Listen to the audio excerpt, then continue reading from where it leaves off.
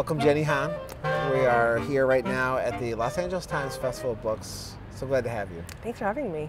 Yeah, so we're here today to talk about your two books. You have To All the Boys I've Loved Before, and I'm not sure if you envisioned it originally, but you now have a sequel, and that is called P.S. I Still Love You, and your fans are thrilled that there's another one. Yeah, they're excited, which is so nice. I'm excited. Did you know when you wrote To All the Boys I've Loved Before that you were going to write two of these? I was probably about like a quarter of the way in, and then I was working on one of the letters that she writes to her loves, and then I realized I wanted to do more with one of them in particular. So I thought I needed space to tell that story, and it wouldn't fit in the first one. Where did the idea for the letters come from? Because I think I mean, if you look around and you look at the keepsakes of people when they've gotten older and they look in those boxes where they keep things, there's a lot of letters in there. Yeah. Where did they come for you, though? It literally came from my own life. I used to do the same thing. I would write letters to boys when I was trying to find some sort of like closure, and then you kind of say everything that you think or feel, and sometimes it's like angry a little bit or sad. And then I would save it and put it in a hat box. So I just have like several of them in a hat box under my bed at home, my parents' house. So for you, it was closure. Yeah, for me, that's what it was. So what was it in that letter that you would write that would make you be able to move on? I think it was like saying it out loud, and as if you were writing it to the person. You know what I mean? So it felt like something cathartic about just like putting out all your observations and feelings, and then saying, "Now I'm done." Never any intention of giving. No, it away. oh my God, no. In fact, actually, for the launch party for the first book, I was like, "Oh, it'll be funny if I like read a little bit from one of my old letters." So I brought it, and then I was reading it, and I was feeling my face was like getting really flushed, and everyone was like, "Oh yeah, this is so funny," and laughing, and I felt actually very embarrassed, which I didn't anticipate to have those old feelings kind of come back up. Why? Why were you embarrassed? I don't know. It was just like because it still felt the feelings were still raw, even though, you know, it was like when I was 15 years old. It still felt like yesterday. So do you think the person who you wrote those letters about might have known like who they were? I mean, No. like, are they like, that's me, they're writing about me? I mean, maybe. Yeah. Perhaps. I mean, it's also sort of similar, I think, to writing a book, like especially this book, where you don't write it with any sort of feeling of like, oh, this is what people are going to think about it. You're sort of writing it for yourself and putting it on the page, and sometimes it's personal. And then at one point, it will be read by, you know, everybody. Right. And then that's, I think, a similar process, I guess, to like having your love letters read. You have this other series, the summer series was really popular. This is a totally different thing though. How do your fans follow you from series to series? And do you find you bring in new fans for each one? And are people, I mean, because YA readers are notoriously vocal about what they think. They're not afraid to tell you, I didn't like this character, I didn't really like this, and you should have done that. But what have you found as you've been moving from one series to another? I think it's tricky. I think that people, oftentimes they want like a specific thing from you, and it can be a little bit nerve-wracking to see whether or not they're going to follow. Especially when you're doing like a series, because you could be maybe 2 books in and people are having very strong, you know, feelings about the way it should end, and you want to write with that door closed, and not have other people's opinions sort of intrude upon like your own story that you want to tell. So that's challenging, but it's also nice because sometimes you can you hear what people like, you know, and that can be gratifying too. It's sort of like a tricky door to open up. Yeah. I think. You know, there's been instances lately of writers that have grown up in the YA universe with that really supportive, not only fans and readers, but also other writers. You know, that YA community is so tight in many instances. But then there's some who've moved on, like Lauren Oliver and others who've kind of stepped out into the adult world, I guess you call it, and they've written other novels. Have you ever thought about that, or is this something like, what do you think about your career, next steps, and where you're going to go? I mean, for me, I feel like my heart lies within teen. It just, to me, is like naturally, even when I read an adult novel, I kind of gravitate towards ones with a young narrator, or a movie. You know, that to me is the most compelling, just because I think it's just the most interesting time. It's like all firsts in a person's life, so that's where my passions lie. But I also have interest in like, you know, adult and like movies and, you know, picture books and all kinds of stuff. Well, you actually went to school for this age, middle grade, and YA writing, so you were pretty certain about it back then. I was. I mean, I was still a baby though. Yeah. I started writing my first book, Shug, when I was in college, but I never thought that it was going to be a book because it just seemed so like out of reach. And then I applied for grad school right after college, and sold my first book, that book, when I was 24. So, you know, it wasn't much of a distance between being a teenager and like writing about teenagers. Yeah, no. So you don't have any right to like talk about it because you know what an amazing run you had, where you go into college and you're discovered still almost fresh, you know, so early. You didn't have the pain and anguish. We talked about earlier, like 5 or 6 books. It just happened for you. I mean, what a wonderful way to do it. Yeah, it was. It was very charmed. Yeah. So were you ready? I mean, when they first told you, when your teacher said, "Let's take this to an agent." Yeah. Were you ready? Were you thinking, yeah, let's do that? Or were you thinking, what are you talking about? That's like another world. Well, so that part of it happened in grad school, so I was ready. I moved to New York. I took out the loans. Uh-huh. You know what I mean? It was like Yeah. there's no guarantees when you do an MFA. You're putting yourself in the hole, Right. thousands of dollars, Right. living in New York. So when she said that, I was like, the book wasn't finished yet, but she was like, I think you're ready. Finish it and like let's go to my agent. So it was sort of an MFA student's dream of what would happen, you know, for your path to publication.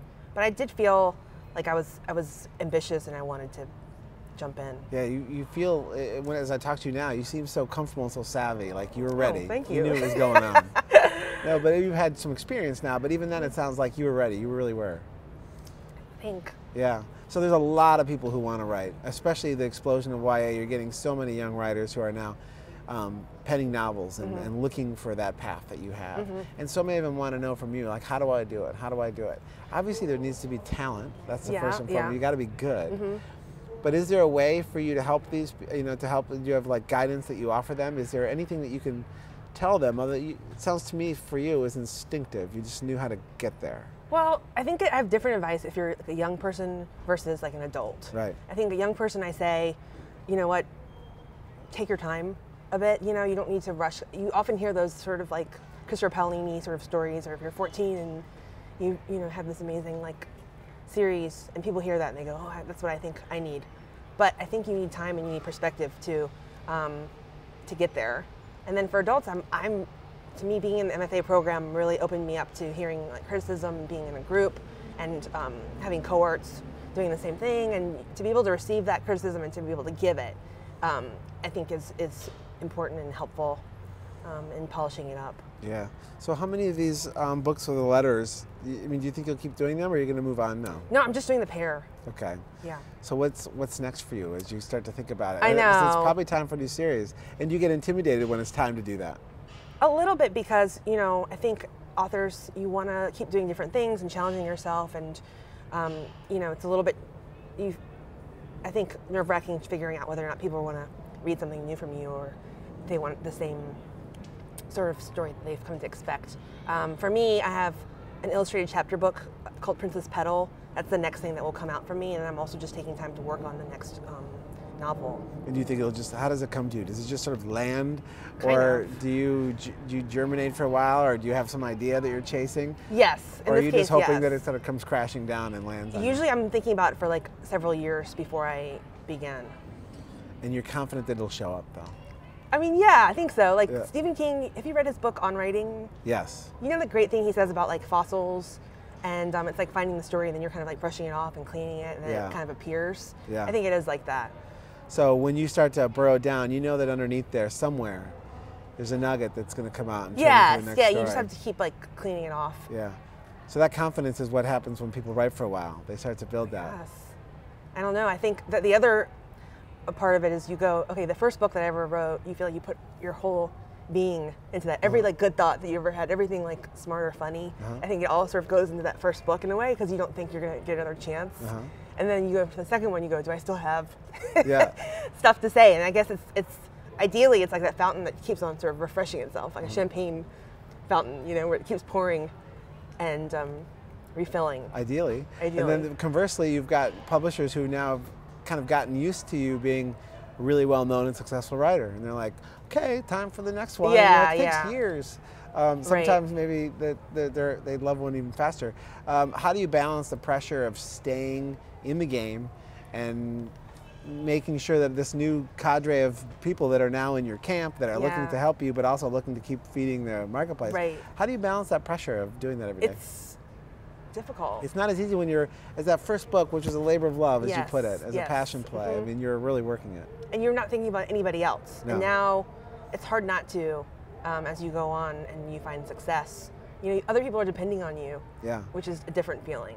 Right. I guess that's like a problem that people want to have. It's a champagne problem, Yeah. but it's still a problem. Right. Yeah. It's something that where you are right now with your career. Yeah. So I've had, for the past couple of years, I've had 2 books out a year. One was the series I co-wrote, Burn for Burn, with my best friend who I met in grad school, and my own books at the same time, and that was like a real grind. It was really difficult. Well, tell me about pairing up and like whether that was, because you obviously are really focused on your own creative vision, and all of a sudden you bring in someone else, and on one hand it can be really fun and freeing and open you up to new worlds, and you can just be playful. On the other hand, it means sharing your creative space with somebody, and that can be challenging for other people too. What was it like for you? For us, we met in grad school, so we had read each other's work.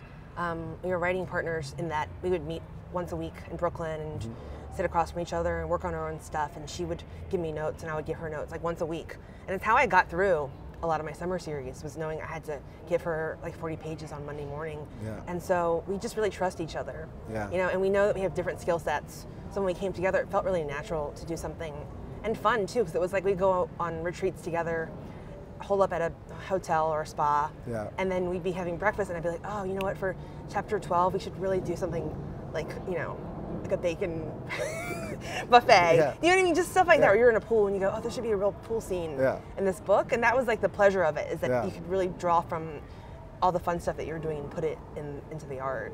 Well, I love the fact that it sounds like you really enjoy it. Even the process of not knowing what's next, you seem to really enjoy. I do. And it's an encouragement for anybody who's looking to write, because it can be really frightening for a lot of people, and they just feel like they don't, either they're not good enough, they worry, or they worry that like if they are good enough, that they're never going to get good enough again. But you look like you really enjoy the entire creative process, and it shows. I mean, for the most part. Yeah, it's fun. Yeah. Well, it's really wonderful to meet you. Thank you so much. Congratulations on these books. Thank These are really you. wonderful, and your fans are going to love the fact that you have a new one. P.S. I still love you. Thanks so much. All right, enjoy the festival too. Nice meeting you. Nice meeting you too.